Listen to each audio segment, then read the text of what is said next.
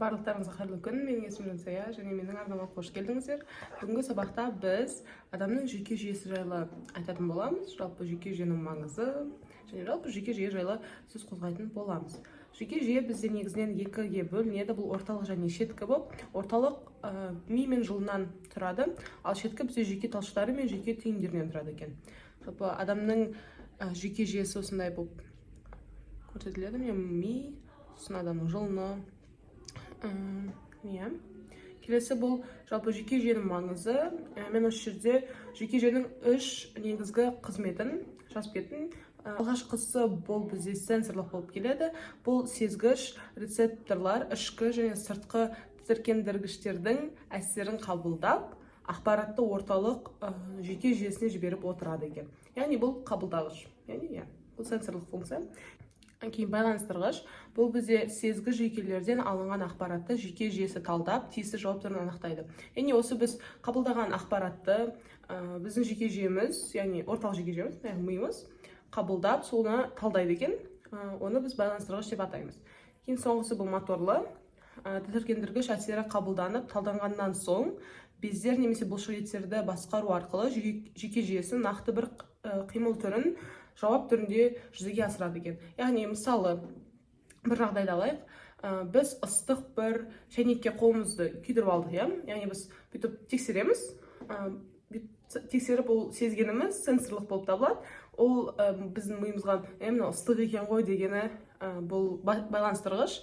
Кейін қолымызды тартып алуымыз бұл моторлы функцияның бір көрінісі. Орталық жүйке жүйесі жайлы айтатын боламыз. Біз орталық жүйке жүйесіне ми мен жұлынды жатқызамыз. Жұлын жалпы ми мен дене мүшелерін байланыстырушы мүше. Яғни жұлын бізде арқамызда орналасқан.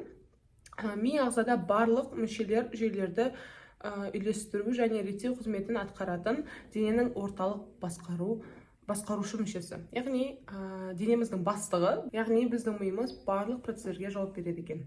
Мида нейрон денелерден тұратын негізгі қызметтік орталықтары немесе ядролары болады. Жалпы адамның миы осындай болып келеді. Яғни бізде ортаңғы ми, мишық, сопақша ми, көпір бар екен, аралық ми, қарынша, үлкен ми сыңарлары дейді. Кейін біз жұлын жайлы айтып кетсек, жалпы жұлын бізде аралық ми арқылы жұлын шеткі жүйке жүйесі мен мидың басқа бөлімдерінен алынған барлық ақпаратты миға жеткізіп, қайтадан денеге қарай таралып отырады. Яғни бұл бізге миға жеткізіп, кейін мидан сол ақпаратты қайтадан біздің денемізге таратады екен. Ми діңі дейді.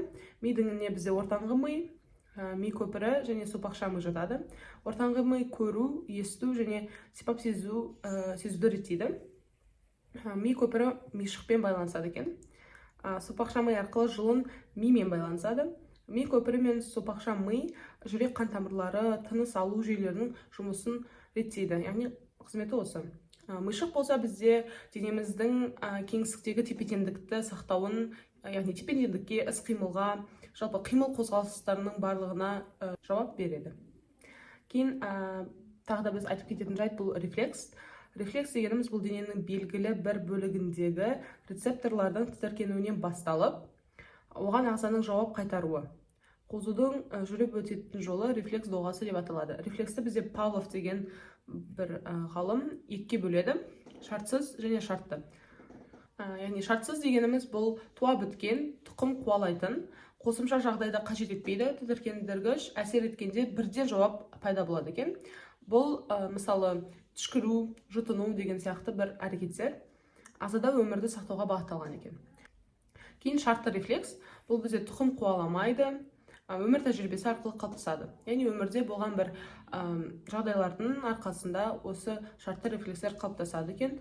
Адамның тұрмыс жағдайында, дағдыларында қарай әркімде әртүрлі болады. Ағзаның сыртқы ортаның өзгерістерімен бейімдейді екен.